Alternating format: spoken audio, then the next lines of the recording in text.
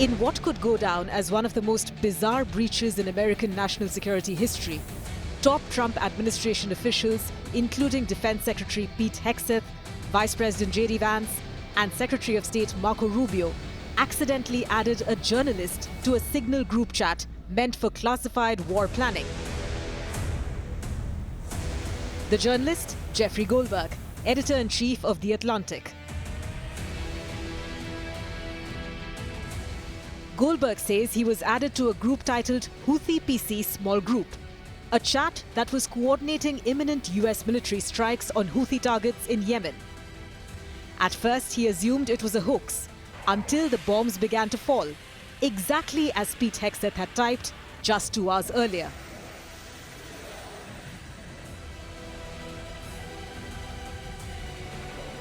The chat contained detailed operational information, timing of strikes, weapon systems, even discussions on messaging strategy.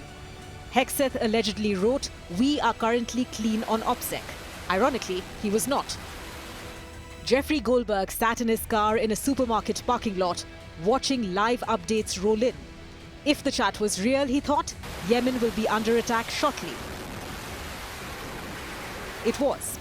At 1:55 p.m. Eastern Time on March 15, airstrikes slammed into Sana'a.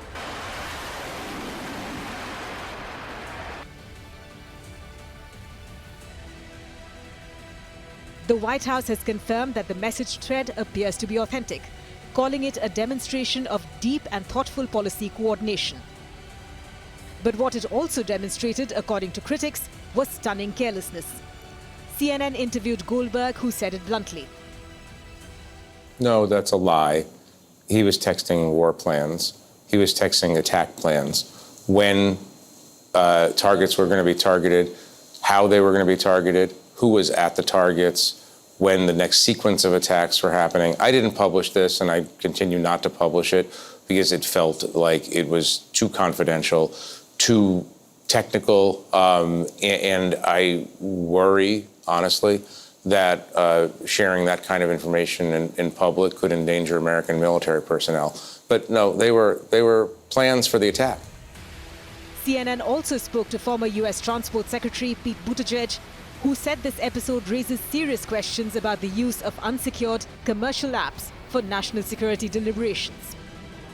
It was shocking. And I got to say, all the things that I've seen happen in the last few weeks, it's taken a lot to feel genuinely shocked. But this is genuinely shocking. We're talking about incredibly sensitive, highly classified information that they didn't just discuss on an unclassified system. They sent war plans to the wrong guy.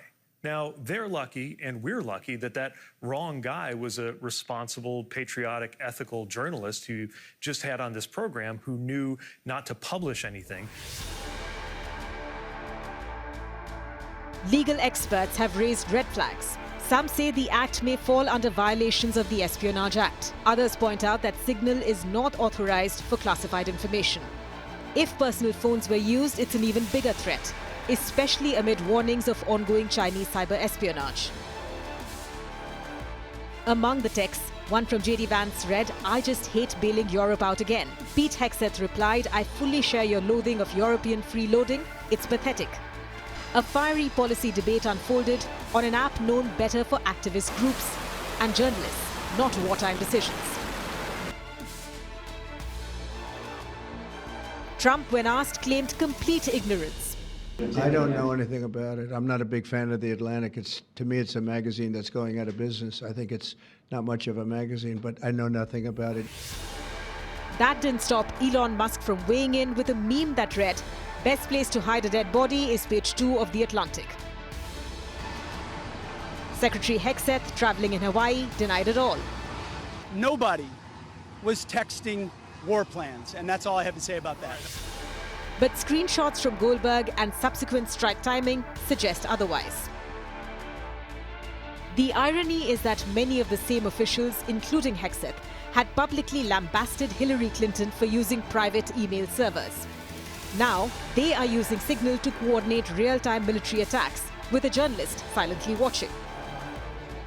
Clinton reposted the article with one line, "You have got to be kidding me."